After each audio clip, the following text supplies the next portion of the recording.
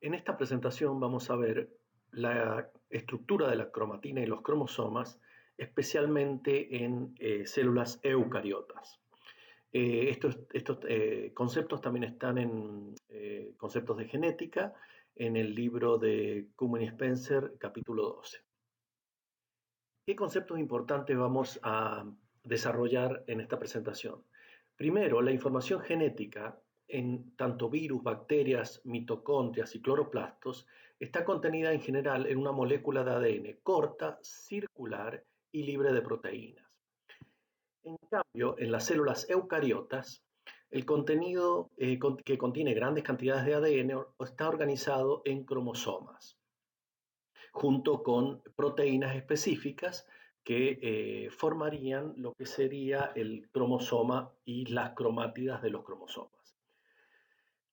El conjunto completo de ADN de un organismo se le llama genoma. Es la información genética que tenemos en un núcleo haploide y que va a dar lugar a las distintas características de los organismos. Finalmente, los genomas eucariotas tienen altas cantidades de ADN repetitivo. Eh, este es un aspecto importante porque la menor proporción de ADN está codificando para genes que van a producir una proteína. Gran cantidad del ADN se encuentra como repetitivo en las células eucariotas. Bien, el tamaño del genoma de los distintos organismos varía enormemente. Pueden ver en la tabla de acá de la izquierda, en el que tenemos el tamaño del genoma de Arabidopsis thaliana, por ejemplo, que es una planta eh, que se utiliza mucho en estudios genéticos y fisiológicos. Tiene un tamaño pequeño, de 1.9 por 10 a la 8 pares de bases. Este tamaño está en pares de bases, que sería prácticamente unas 200 millones de pares de base. Tendría un núcleo haploide de Arabidopsis thaliana. Pueden ver también acá a la cebolla, Leoncepa, que tiene un genoma mucho más grande, de 10 a las 10 pares de base. O sea que la cebolla tendría un genoma de aproximadamente 1.700 millones de pares de base. Por ejemplo, el arroz que sigue acá tiene un genoma también pequeño, del orden de 10 a las 8 pares de base. En el caso de la papa Solanum tuberosa, un 10 a la 9, un poco mayor. Y coli, fíjense que Escherichia coli tiene un genoma de 4 millones de pares de base. En el caso de los eucariotas, como cebolla o arroz o papa, tiene una gran cantidad, como les digo, de ADN repetitivo. Sin embargo, coli, las bacterias prácticamente no tienen ADN repetitivo, o sea que los 4 millones de pares de base que tienen, en cierta medida, están codificando para genes. Pueden ver en el gráfico acá de la derecha la variación en el tamaño del genoma entre distintos organismos. Y pueden ver que vamos de micoplasmas, bacterias, hongos, que prácticamente tienen un orden de 10 a la 6 a 10 a la 7 pares de bases en su genoma. Y prácticamente todo el genoma digamos, codifica y no es repetitivo. Sin embargo, si nos vamos más hacia arriba en la escala, digamos, en los distintos organismos, tenemos que, por ejemplo, las plantas, fíjese, varían el ADN, el contenido de ADN en pares de base, desde aproximadamente 10 a las 8 hasta 10 casi a la 11 o a la 12 en contenidos. Es enorme la variación entre las plantas en el contenido de ADN. Esta gran variación está básicamente explicada porque entre especies hay una gran variación en el contenido de ADN repetitivo. O sea, mucho del ADN que se tiene en estos organismos es repetitivo, no codifica para proteínas. El ADN de los distintos organismos se encuentra compactado por ejemplo, en una célula como la que vemos acá a la izquierda de Escherichia coli, en que el ADN del cromosoma bacteriano que mide 1.200 micrones está compactado en una célula que tiene aproximadamente 3 micrones. O sea que se tiene que compactar más de 1.000 veces para introducirse dentro de la célula. Esta es una foto, una microfotografía en la que se puede ver el ADN que ha se ha salido de la célula con un shock osmótico, se rompe la célula y sale el ADN. Fíjense la cantidad de ADN que está incorporado dentro de la célula de coli. En el caso de la derecha tenemos una microfotografía del fago T2 en el que también se le ha dado un shock osmótico y los 52 micrones del cromosoma del fago que se encuentran en una partícula de aproximadamente de nanómetros de diámetro, o sea, mucho más pequeña, esto se encuentra compactadísimo dentro del bacteriófago. Bien, en las células eucariotas, digamos, el ADN se encuentra compactado en el núcleo. El núcleo tiene aproximadamente unos 10 micrones. Y si tomamos el ADN completo de todos los cromosomas de los 23 cromosomas que tiene una célula humana, y lo extendiéramos, tendremos una longitud de aproximadamente 2 metros. O sea que 2 metros de ADN tienen que incorporarse dentro de un núcleo de 10 nanómetros. O sea, la compactación es de miles de veces.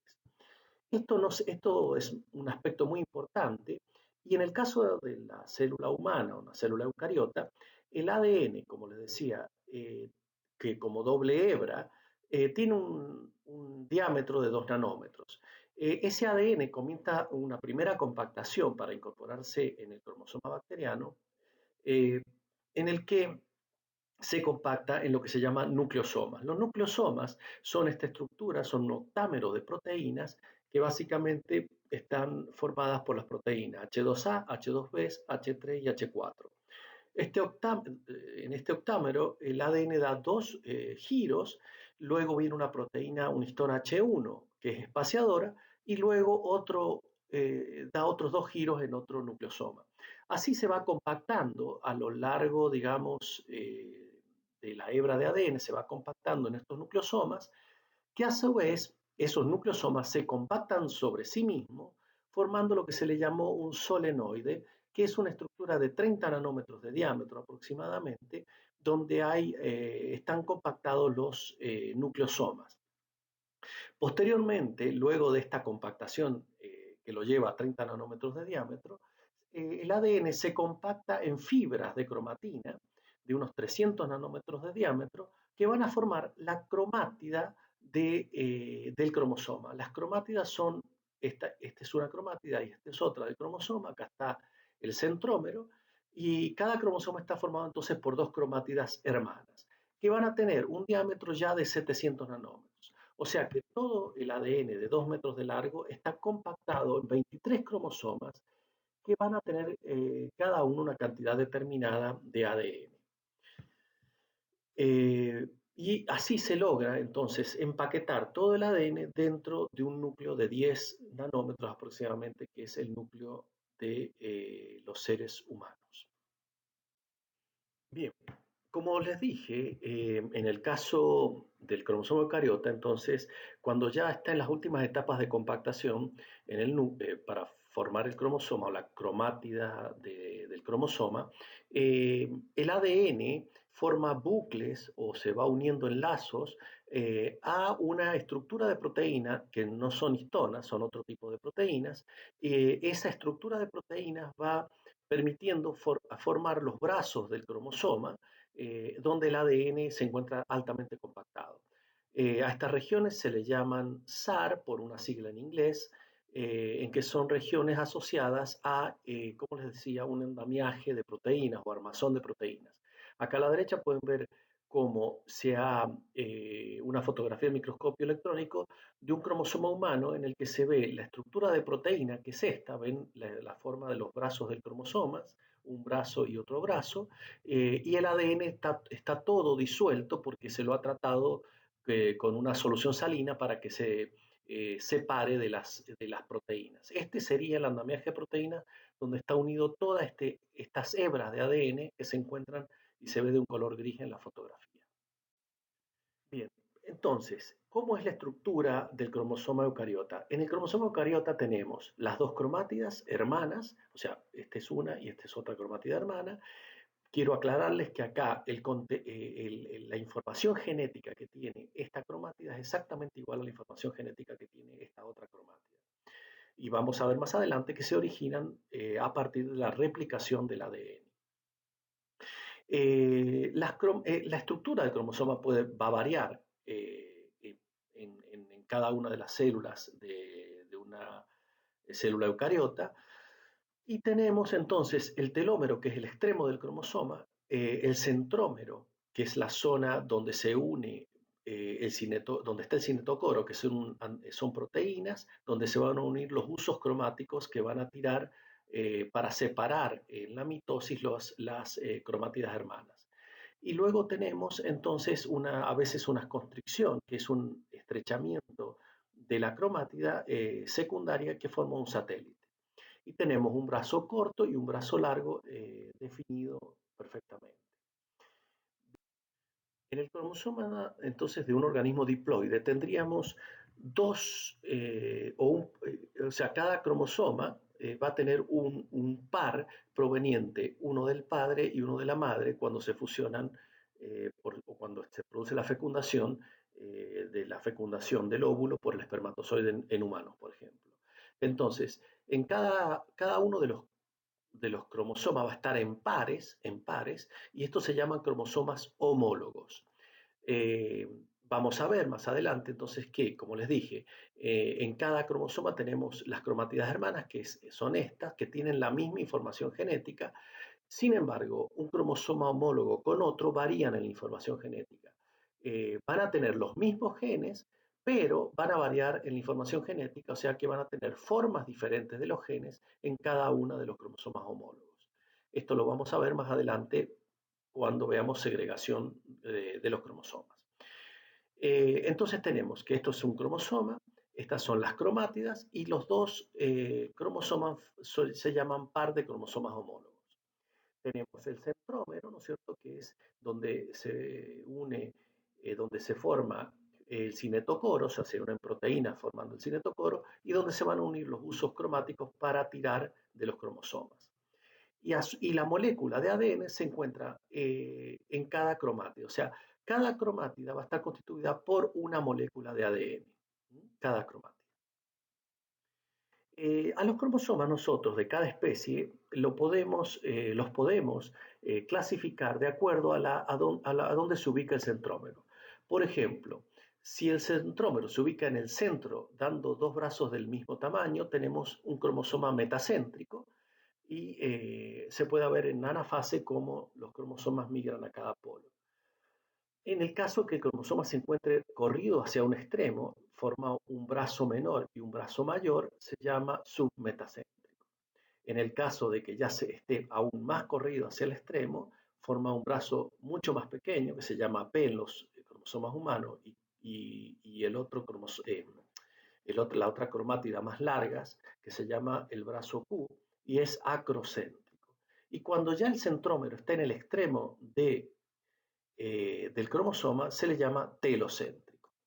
Estos serían para clasificar los distintos tipos de cromosomas que tenemos en las células. Finalmente, quiero volver sobre el tema del ADN repetitivo. Como les dije anteriormente, en las células eucariotas, el ADN, tenemos mucha variación en el contenido de ADN, y mucho de ese ADN es repetitivo. Este ADN repetitivo ya se conoce mucho más porque se ha secuenciado el ADN en muchas especies.